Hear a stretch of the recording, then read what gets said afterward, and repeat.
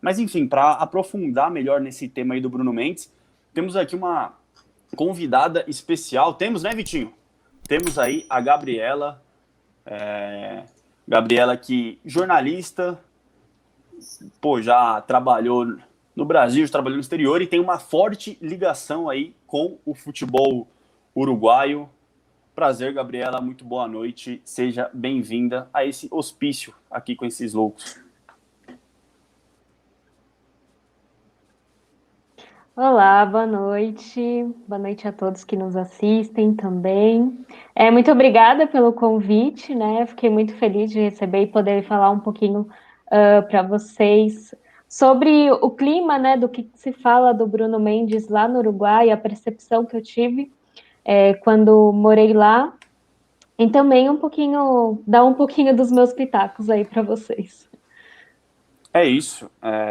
Já começando, você antecipou, você pô, trabalhou no Uruguai, se quiser até falar um pouco mais sobre isso, mas acho que o Drill, a gente vai acabar falando do Bruno Mendes no Corinthians, mas aproveitando sua presença para falar do Bruno Mendes pré-Corinthians, né? O Bruno Mendes antes do Corinthians, a gente estava conversando nos bastidores, aí eu sei que você conhece muito a carreira dele desde o Montevideo Wanderers lá, já teve contato com técnicos, com pessoas que trabalharam com ele, então eu queria saber assim, como que era o Bruno Mendes pré-Corinthians, porque hoje a gente sabe que ele não é ainda aquele jogador que todo mundo imaginou. Ele aí no Uruguai, pra quem não se lembra, ele tinha o hype aí de novo, Godin, pô, convocado, capitão da seleção sub-20, já foi convocado lá pelo Oscar Tavares para a seleção principal. Então, como que era esse Bruno Mendes pré-Corinthians, a expectativa aí da população uruguaia com ele? Na verdade, eu acho que o Bruno chegou ao Corinthians mesmo como um jogador promissor, né? Uma promessa do futebol uruguaio. Ele é muito jovem, chegou aos 19 anos, agora está com 21, né? Salvo engano. Mas, na verdade, o Bruno começou a jogar futebol aos 4 anos de idade. Então, desde pequenininho, ele já tinha essa aptidão, né, pela bola. Mas aos 12 anos ele estava treinando num campo do Complexo do Danúbio, né, que fica numa área um pouquinho mais afastada de Montevidéu, e ele chegou a ser dispensado por causa da estatura dele, né? E aí, com o sonho também, como a maioria dos garotos, né, quando partem para o futebol, é também por uma vontade do próprio pai, né, ou alguma frustração antiga. Em conversa com amigos, o pai do Bruno conseguiu que ele fizesse um teste no Montevideo Wanderers, e lá ele teve uma outra oportunidade. Foi onde a carreira dele mesmo conseguiu ter os holofotes, né, que ele tem hoje. Ele chegou para as categorias de base ou inferiores, né, como eles dizem lá, e até chegar ao elenco profissional. E quando ele despontou nesse elenco profissional, foi justamente quando o Corinthians chamou a atenção, né, do Corinthians, e o Corinthians foi atrás dele. Mas um pouquinho antes, o Bruno também tinha participado da seleção sub-17, da seleção uruguaia, né, foi convocado desde as inferiores também, e chegou a ser capitão da seleção sub-20. Então, havia toda, eu acho que nessa contratação do Corinthians, havia toda essa expectativa, né, para que ele rendesse de fato o que ele estava brilhantando ali no próprio futebol uruguaio e até na seleção das inferiores, onde o trabalho, diga-se, né, de passagem, é muito forte, né? Se hoje a gente tem uma seleção uruguaia que oscila, né, entre os resultados que a gente viu principalmente diante do Chile e contra o Equador, que foi, acho que a derrota mais sentida nessa eliminatórias, a gente vê que tem esse trabalho mais bem feito, né, nas inferiores, eles têm uma mentalidade um pouco diferente, a própria biografia do Oscar Tabares fala um pouquinho sobre isso, sobre essa mentalidade que eles têm essa garra, charrua, que vem não só do aspecto técnico, né, da qualidade técnica, mas também do sentimento de pertencimento da seleção uruguaia. Então, acho que tinha muita expectativa no Bruno quanto a isso. Mas um outro ponto interessante é que, na verdade, os 2 jogos, né, que o Bruno fez na seleção uruguaia foi justamente quando o Maestro tinha inúmeros problemas na defesa. Ele não tinha praticamente ninguém. E não tinha principalmente o Godin, né? Que é o cara que manda ali na defesa uruguaia. Ele pode falhar, mas continua lá, né? Então, foi contra o próprio Brasil, né? Então teve uma visibilidade muito grande para a gente também, para conhecer o trabalho do Bruno, vamos dizer assim. Bom, eu acho que é basicamente isso, né? História. Bom, aberta aí a perguntas. Você falou do começo dele, né, sobre ele ser dispensado pela altura e tudo mais. Não sei se você acompanhou muito ele no tempo de Montevidéu, mas pelo menos aqui no Corinthians, muitos dos torcedores falam que o que falta mesmo para ele é isso, né? Impulsão, altura, para o jogo aéreo ali. Muita gente fala que o Carille não usava ele porque o Carille se preocupa muito com essa parte do jogo aéreo.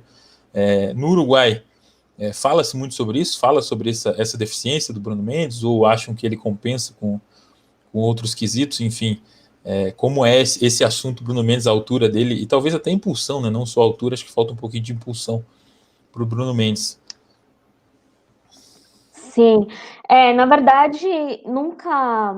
A questão da estatura eu acho que ficou mais quando ele era jovem, assim, jovem, que ele continua sendo, mas quando ele era mais menino, né?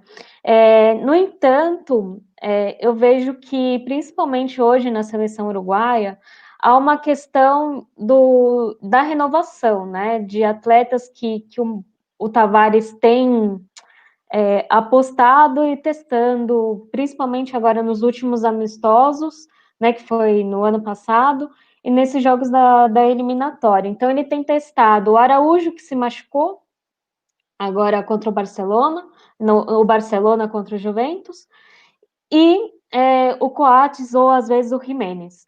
Então, eu acho que fica mais a questão da juventude pesa mais do que a questão da altura do Bruno. É muito difícil, eu acho que até para a realidade dele no Corinthians e até para o momento que o Corinthians vive, que era um momento até ontem, né, conturbado dentro de campo, para conseguir os resultados, era necessário atletas que tenham confiança, experiência, e o Bruno tem só 21 anos, né?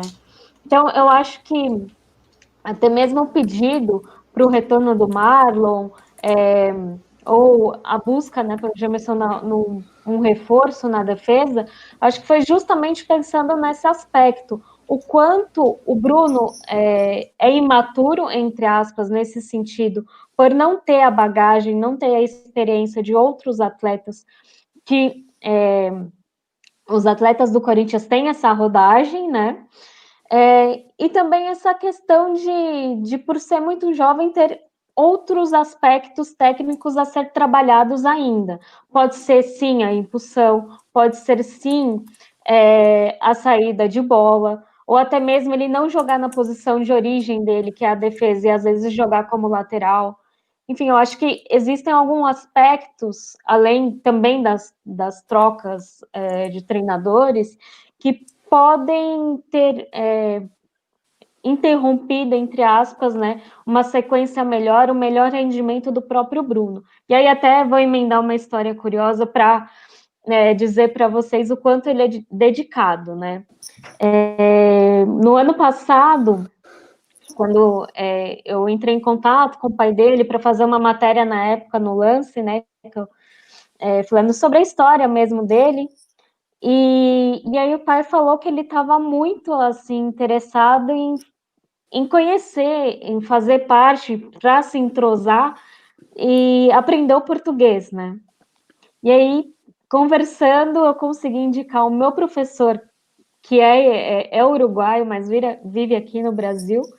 E pouco tempo depois dessa conversa, o Bruno já começou as aulas de português. Então, é um menino, assim, super dedicado, que quer fazer parte, né, quer jogar, inclusive, né, tem algumas matérias que ele poderia ser emprestado ou não, mas eu acho que é um garoto que não está pronto, mas que precisa de paciência, de evolução, de todo um trabalho em volta que talvez o Corinthians não tenha esse tempo para fazer isso neste momento, pensando nos resultados que precisam ser conquistados dentro de campo. E você falou dessa imaturidade dele, você acha que seria o caso de emprestar ele? Porque o Corinthians tem um contrato com ele até o final de 2023. Você acha que para ele ganhar essa maturidade, um empréstimo seria o ideal? Olha, eu acho que pensando na questão do que o Corinthians desvaloriza às vezes seus próprios atletas, seria uma boa, uma vez que ele será a quarta opção, seria uma possibilidade de ver ele jogar em outros clubes, né? Adquirir mais experiência, mais rodagem, e depois retornar de fato para o Corinthians com uma maturidade melhor dentro de campo e que possa ser útil de fato, que era a pretensão de quando o Corinthians foi ao mercado contratá-lo, né? A outra questão é que, pelo fato dele não jogar no Corinthians, ele também não vai ser convocado pelo Tavares. A gente viu na última lista do último dia 23, né, de outubro, foi divulgada a lista de reservados, né, que eles falam lá, não é a lista definitiva, e o Bruno, mais uma vez, não foi chamado. Então, tem essa questão também. Enquanto ele não joga no Corinthians, não vai jogar na seleção, não vai ser chamado. Então, fica nesse meio que ping-pong mesmo, né? Então, seria mais interessante se, de fato, ele fosse emprestado e jogasse de fato. Eu até, minutos antes, assim, de entrar com vocês, eu fui conversar com alguns colegas jornalistas lá em Montevidéu para saber mesmo, né? Porque com a questão da lesão do Araújo na seleção uruguaia, abre-se, entre aspas, né, abriria uma vaga para um zagueiro aí, né? E ele poderia ser chamado, mas é um nome que, de fato, não está sendo levantado, não foi, assim, nenhum jornalista lembrou, entre aspas, assim, do nome do Bruno, e acha muito difícil que ele seja chamado neste momento. Pensando que também nada é impossível, né? Porque a gente sabe que o Tavares é meio, né? Faz do que der ali na cabeça dele, e nesse processo de inovação não seria estranho se chamasse também, mesmo não jogando aí o Bruno não jogando no Corinthians. Show, Gabriela. E para concluir aqui, aproveitando esse gancho, né, de ele não estar sendo convocado, tal, não está tão em alta assim, os torcedores uruguaios, assim, qual que é o status hoje do Bruno Mendes para os torcedores uruguaios? Assim, rola uma expectativa, a galera comenta bastante dele lá, ele é notícia no Uruguai, qual que é esse status aí dele hoje no Uruguai, apesar dessa fase aí? Bom, então, eu acho que vem essa ânsia de ver mesmo o Bruno em campo, de um jogador promissor, até mesmo pelos elogios que o próprio Tavares teceu, né, sobre ele. O Tavares, na época, quando foi convocado em 2018, pela primeira vez, disse que era um menino espetacular, assim, de uma liderança que não era comum para a idade dele, né? Ele recebeu muitos conselhos também do Godin, para ele ficar muito tranquilo na estreia na seleção uruguaia. Então, existe mesmo toda essa expectativa para ver o Bruno vingar num clube grande, né? Porque aí é um outro ponto que eu não falei, mas é importante a gente dizer que o campeonato uruguaio é, assim, imensamente inferior a campeonato brasileiro, a campeonato estadual que a gente tem aqui no Brasil, seja do eixo Rio-São Paulo ou, enfim, né, as maiores cidades, estados, né, potências, seja a Copa do Brasil. Então, e a estrutura dos clubes de lá, gente, é muito, muito, muito diferente. Talvez aqui seria o clube que o Bruno jogava, um clube do interior bem pequeno, assim, comparando aqui com São Paulo, né? A estrutura não é a mesma, a estrutura de trabalho não é a mesma. Então, tem todas essas questões também, né? A gente sabe que é uma realidade muito divergente do que ele tinha. Então, o Bruno do Uruguai, de Montevidéu, é muito diferente do Bruno que é hoje, né? Dentro do Corinthians, e as possibilidades que ele tem de crescer, tanto num clube grande estruturado como o Corinthians. Mas eu acho que é essa expectativa mesmo, de ver ele tendo uma sequência de jogos como titular, tendo a oportunidade de jogar e de mostrar esse talento que fez os olhos do Tavares brilharem, né? Então, acho que é essa expectativa do lado de lá também.